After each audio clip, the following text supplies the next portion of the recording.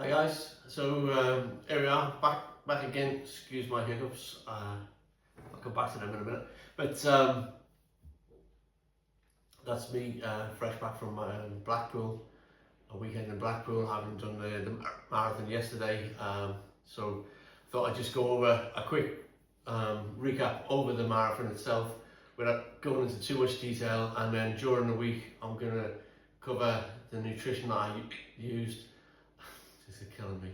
The kit, and also a strategy. So I think everybody needs to have a strategy in their head, because it's quite possible that the wheels are going to fall off at some point, and if you want to get to the end, you need to have a few various options and that. So yeah, so we'll go over that as well, sort of thing. So got up yesterday morning, and I would say that I wasn't feeling exactly great. I don't know what was going on, but I didn't feel great just waking up, sort of thing. So I felt a little, my stomach or something inside wasn't quite right. And then whilst I was bimbling around a kind of a darkened hotel room, trying not to disturb my wife that early in the morning, like 6 o'clock, I decided in my infinite wisdom that it would be a good idea to take my beated shots first before anything else was in my stomach, sort of thing. So the beated shots, 2 of these per day on the 10 days lead up to the marathon is what I was doing, and I've done this quite a few times now, sort of thing. So no issues with your stomach on them. But to keep the cost down, you buy it in a bigger version, sort of thing. There's 7 shots in the bottle compared to the 1 shot there, and it's twice as concentrated. So to fill this up from here is basically 2 full shots, and you know the difference, sort of thing, when you're drinking it. So I took the 2 full shots, drank them, and immediately thought, bad idea, because I could feel it hit my stomach, and I knew there was nothing in my stomach. You feel it yourself. So then I'm like, panic, here we go. So grabbed a couple of bagels, put some jam and butter on the bagels, started eating them, really, because I'd woke up not feeling right. I really wasn't feeling like eating the bagels either, but I managed to eat one of them, trying to get some food in to try to cover the effects of that. And so did the one and thought, I'm not eating the second one, and that was it. So just did what I could at the time. A little while later, my wife is now up, so we go downstairs to have breakfast in the restaurant downstairs. So that's not of no real interest to me. The actual smell of the grilled breakfast almost made me sick when I walked in there, sort of thing, like feeling sensitive as I was. My wife had the breakfast, and I had a bowl of Rice Krispies and some milk, and that was me done, sort of thing. When I came out of there, I bumped into a guy who was doing the half marathon yesterday morning as well, sort of thing. So I had a quick chat with him, and it was quite good because it started to bring my head into like a race mode, sort of thing. So having spoke to him, I started to feel like the excitement of a race day, which did help to settle me, sort of thing. So that, and quite a few trips to the toilet, but I felt good. By the time I got upstairs, grabbed all my stuff, got dressed, excuse me, packed all my nutrition in my belt, and then went downstairs. We jumped in the car, drove down to the prom, parked up, got onto the promenade, the middle prom itself, the middle walk, and then, like I say, excuse the hiccups, did like a 10-minute warm-up run, and then that was getting pretty close to start. I had a carb chew from Precision Hydration, which is they're probably the best ones I've had. They're really nice. They're like almost like a Turkish delight, a proper Turkish delight, because they got like a powder coat on them, so you don't get sticky fingers eating them. So I had one of those, and then the start area was getting quite packed, so I chose my position there, and then waited for the start. I had the first time ever I've used music, or I had my shocks on with music, sort of thing, but that was more I thought I'd just take advantage of them and use the music and have music, but the real thing was I just wanted to have a kilometre counter pace marker in my ears all the time, sort of thing. So that was the real reason for having them. The music was okay for about an hour, and then I had to switch that off because it was just too much noise in my head. Pleasant as it was, it was okay for a while, but it was too much. So started the run. The weather was good. The day started. It was a little bit nippy, but you know, as soon as you start running, the nippy's gone, sort of thing. So started with the running, got into a good pace, felt comfortable. Started to sit in and just relax, and ran. You got to run up one way up towards Cleary's, and then turn and come back down. You run down past the pleasure beach, for anybody that knows Blackpool, etc., sort of thing. So it's like a 6 mile seafront. Run all the way down past the pleasure beach, do a loop turn there, and then you've got 3 full length 6 mile runs, and then 3 miles at the end, and you're done. So anyway, that all started off well. I was sitting in, I was feeling good. You run along, then the bodies start to thin out, because when you start the marathon starts one way, and at the same time the half marathon runs the opposite direction. But you kind of catch up and mingle for a little while. But by the time we caught them up, all of the half marathon had strung out. So you were passing a lot of people, but it wasn't so bad, sort of thing. It was certainly no congestion as such. And anyway, so I just run down there, and that was not too bad. Get to about 18 kilometers, and now I realise my toes are uncomfortable. So I'm not quite sure what went wrong or what it was, sort of thing. But I have Morton's toes, so that means that your second toe is slightly longer, probably by about 4 or 5 mil, than your big toe. So you have to allow for that. So whereas you go a size up on your shoes for running in general, I have to go another half size beyond that to accommodate for the big toe, the second toe.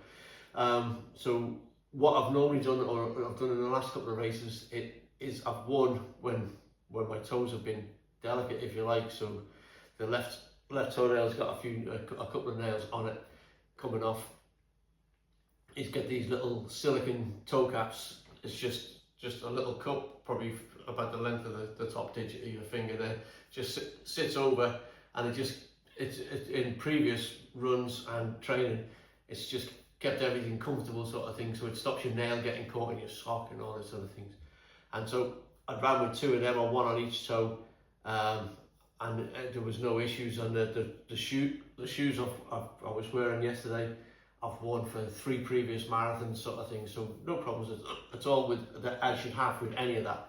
But about 18k in, they started to feel sore, and they gradually they went downhill pretty rapidly, sort of thing, feeling really sore. The left foot, I felt I've got 2 nails on there at the moment. One is almost like a brand new nail. It's just like shiny hard skin is how I'd describe a fresh nail.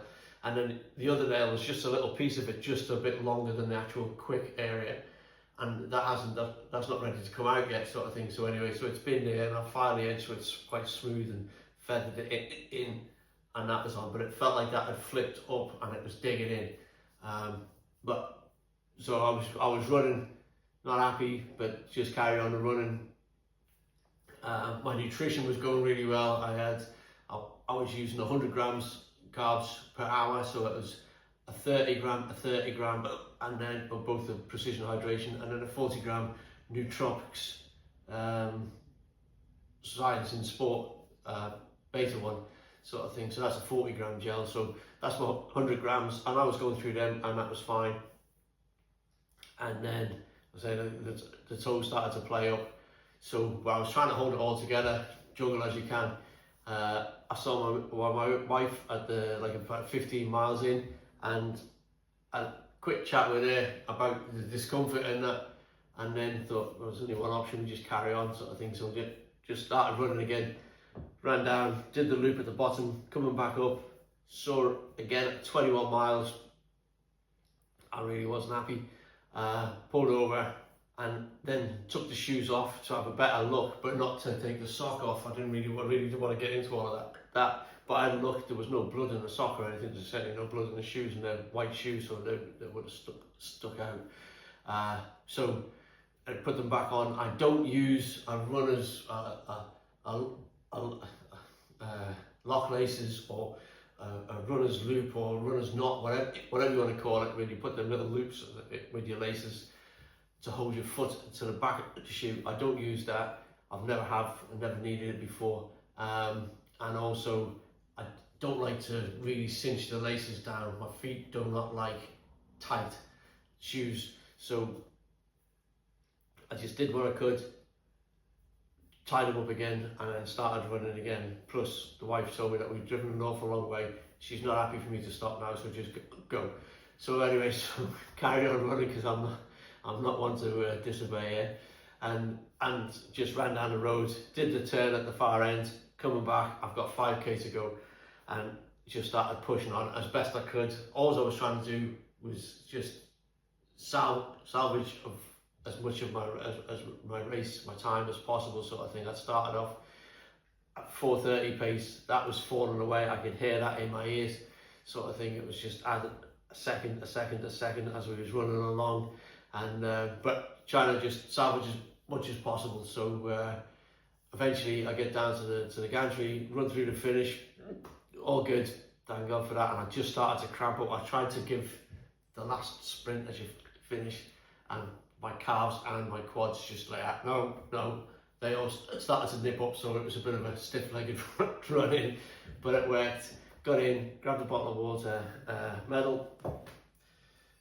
Blackpool medal, and a t-shirt, and that was it. And then I just wanted to go, sort of thing. So I'd normally walk around and just enjoy the experience with everybody else that was coming in behind you and that, but I'd had enough. My feet were really sore, so the car was only a couple of 100 yards away. We walked up to the car, jumped in the car, drove back to the hotel. My wife went to the gym to do something for herself because she'd not had any real exercise up to that point, and I just had a shower and then just lay on the bed chilling out. After a couple of hours, and I was going through my Facebook and that, and I thought, oh, we'll just have a look and see what the official times were for the first, second and third, see how they got on, and see what my official chip time was as opposed to what was on my watch and stuff. And I looked through and saw a couple of guys, I think it was one in around 2:30, 2:36 or something, but scrolled down until I found myself, and then looked across as I scanned across, and lo and behold, I'd still won my age group. So I'd managed to salvage something from the day. I really didn't expect that. It was not that great a time compared, not that great a time. I don't mean to be disrespectful to anybody else, sort of thing, but it wasn't what I wanted. It was a far cry from where I'd started. But yeah, so I won my age group, sort of thing, and then I was pissed off at myself for not hanging about, because then there'd have been a presentation, I'd got a prize and that sort of thing. So the prize is going to be sent to us, I believe, at some point, sort of thing, as a cash prize, and I don't know if there was a medal, another medal, or little trophies or whatever. There's all these races have different things, and they hadn't projected anything or advertised anything exactly what it was. They just said that you get some. So I don't know where it's going, but yeah. So yeah. So I got an age group win out of it, which is one thing that I did want to do, but didn't think I was gonna get it. Really surprised to get it, sort of thing, and then pissed off with myself that I wasn't waiting back for it. So that was where we are there. So yeah, so I managed to get something from salvage something from the day. So I just got home now. So this is just a recap of what happened yesterday. The next few days I'll do, like I already said, I'll do nutrition, I'll do strategy, because there was an awful lot came into that just to get me through to the end. It would have been the easiest thing to just walk off and scam my number with a marshal and just carry on, like. But no, it all worked well, and I wouldn't have never got the age group, and I wouldn't have realised how close I was to it either, sort of thing. So all good there. So yeah, a lot of learners again for me, even though I've done quite a few of them now. I still seem to pick up tips, hard-earned tips, every time I do it, sort of thing. So the next race is, next marathon is Chester in October, and I hope I'm in a lot better position for that, sort of thing. The hiccups, just a rough go over that, sort of thing. So this happened in Brighton last year. I raced Brighton. It was a really hot day. I really don't know why it was, because it's never happened at any race before, sort of thing. But I finished Brighton and literally immediately started to hiccup, and these are constant. All day, all of the time, and eventually they stop and I fall asleep. And then you wake up, as soon as I sit up, bang, here we go again. So in Brighton, that's what it was. It was 3 days of that. I could hardly eat any food because it just puts you off everything, sort of thing, and that was it. Yesterday I finished. I was happy that I hadn't got the hiccups, but by I think it was just after dinner, then they started, sort of thing. So but at least I'd had me steak dinner, so I was quite happy with that. So yeah, so I'm still not sure what causes it, whether it's just eating gels, etc., or I've got a feeling it could be just the stress of the marathon on my lungs or whatever, diaphragm, and just that constant banging away, sort of thing, and then it's just a result of that. But I don't know why it's just started last year and repeated itself again now. No idea. So if you know anything, let me know, because I'd appreciate not having them, right? But there you go. So thanks very much for joining me again. Hopefully you'll join during the week and catch up with the rest of it. And yeah, thanks very much.